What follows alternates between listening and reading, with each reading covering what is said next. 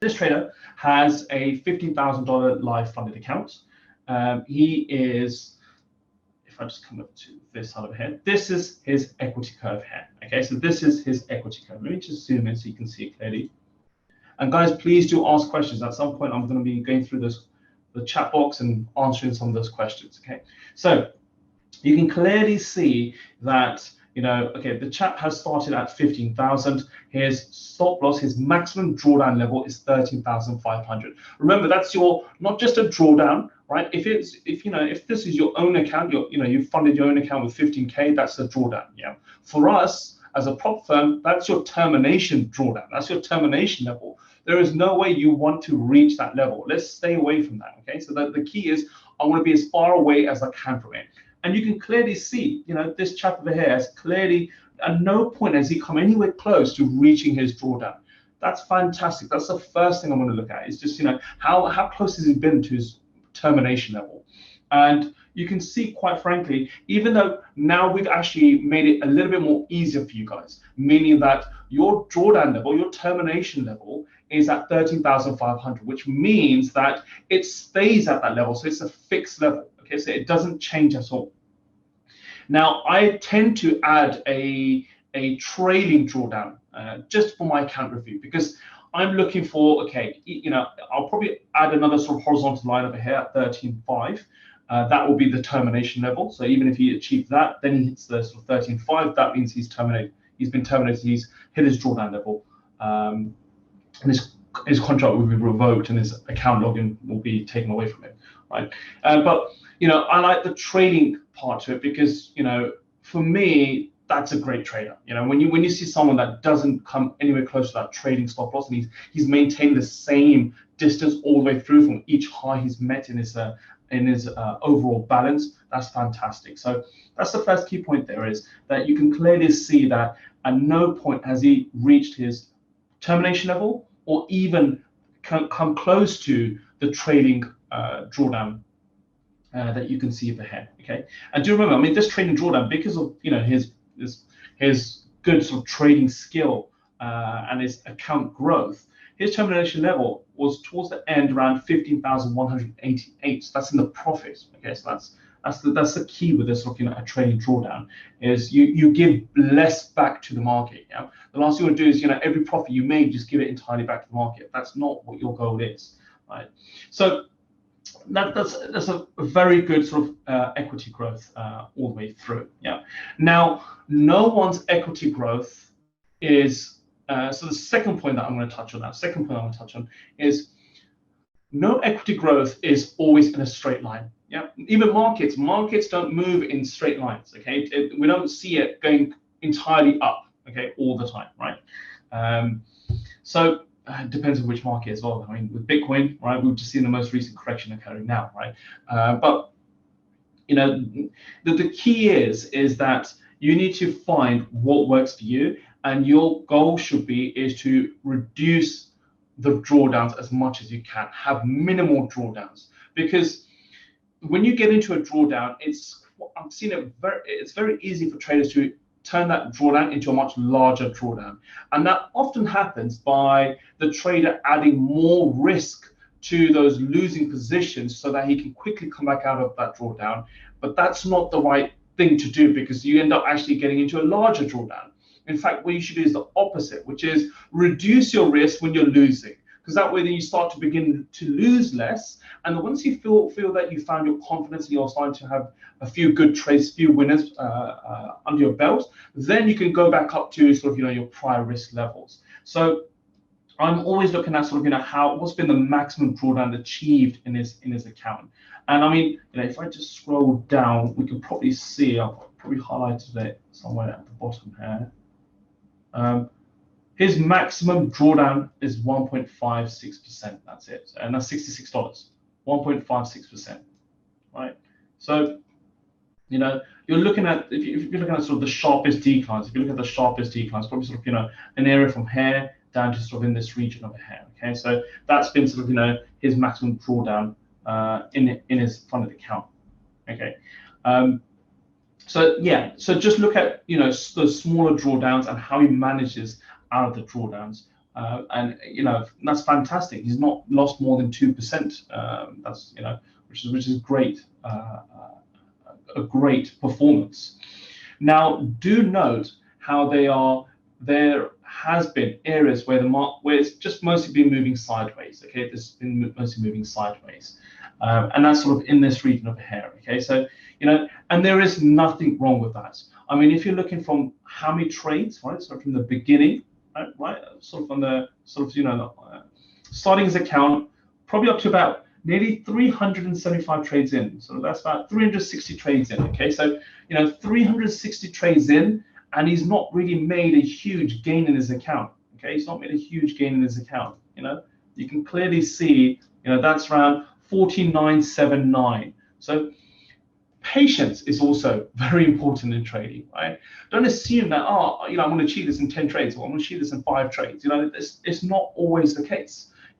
And what I often want individuals to do actually is, depending on what asset you're trading, and this is a good idea for you guys to take away, is that take your equity curve and project it on the assets that you traded, especially if you're only trading 1 or 2 assets, and see, where did the growth come from? So areas of such as this would have happened if you see what took place on the actual chart itself. It would give you a good indication. Okay, you do rather well when there's a bull trend, but if the market is going sideways, you're not doing so well. Or I've seen some traders actually do really well trading, sideways action, sideways market action, because they're trading the overbought and oversold using oscillators. And when the market's trending, they don't do so well because they take a lot of false signals, assuming that the market's overheated, overbought, oversold. So do take your equity curve and project that on the chart that you're trading, especially if you're trading 1 or 2 assets. It'll give you a good insight to where's the majority of your profits come from. But I mean, what you can learn from this trader is patience is key, right? Imagine if he had sort of taken, I don't know, let me see if I can sort of highlight this area. He's 192 trades in, and he's just up $17. He's just up $17, not doing so well, right?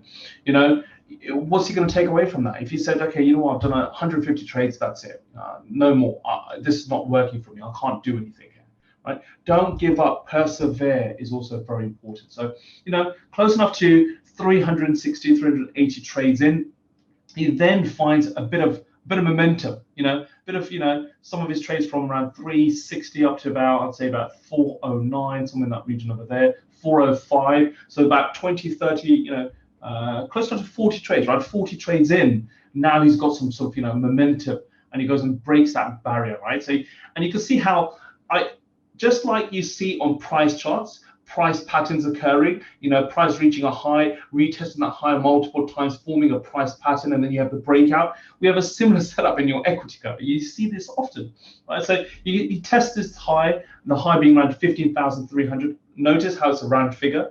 He comes, loses a bit, comes back, retests that level again, sort of breaks down, has a bit of a drawdown. Not sure what happened there. I've not spoken to this chap yet. I'm just reviewing his account at this current moment. But then eventually he comes out of this, and look at this, look at that for an impulsive drive, right? He really found his feet, especially sort of in this area here, right?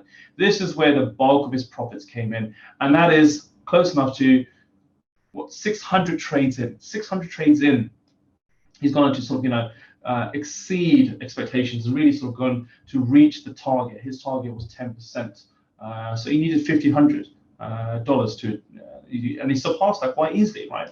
And just note how this yellow line here, these sort of dotted yellow line that you're seeing over here, that's just showing me what's the highest level he's achieved at that point. Okay, so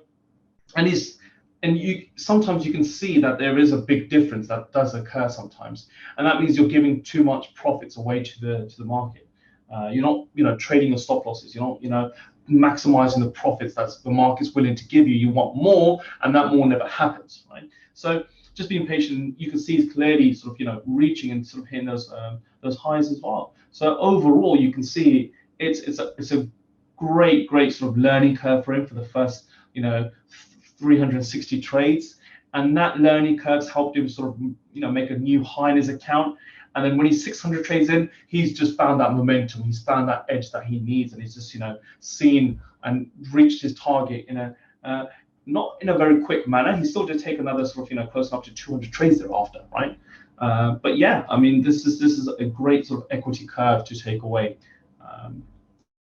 Now, just looking at some of the other sort of key parts to this, lot size. Okay, so you can see the amount of lot size he applied to his. Oh, actually, that's not lot size. That's his P&L. Yeah, so that's his P&L.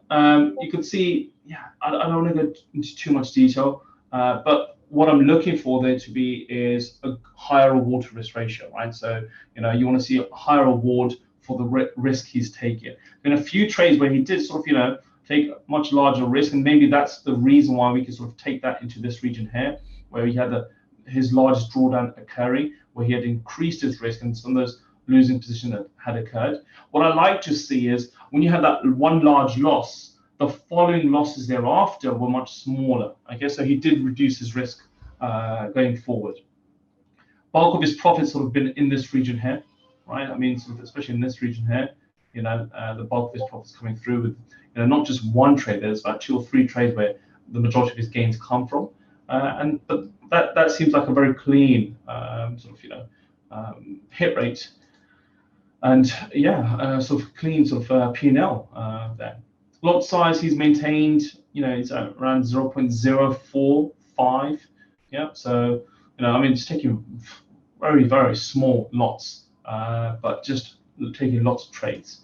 When it comes to the assets he's trading, you could sort of initially I can see how he's trading a little bit of a mixed bunch. So we've got mostly sort of the S&P 500, you've got gold, a bit of DAX, a bit of oil. And then thereafter, you could just see it's just US 500, right? So the S&P all the way through, S&P. It does come back. It does sort of look at some of the other assets again, but the majority of his trades are just trading, focusing on one asset. Now, that's good to see. I want new traders to be specializing. I want guys to specialize and focus and hone their skills on a particular asset. Really understand it from a fundamental perspective, from a technical perspective, from a sentiment and opinions in the market perspective as well. So it's important that you really specialize in a specific asset. But yeah, lot size, as we sort of spoke about, I mean, the majority of his trades are under 0.04 or 0.05. He's going buy sell, so there's there's no option. There's nothing sort of specific there. But this for me is great trading, and the question I want to ask him next is, okay, how much of the profits came from S&P 500, and what about the rest of those trades? The other assets that he had taken. What were the times that he traded? And that's where we can do a deep dive into my fix.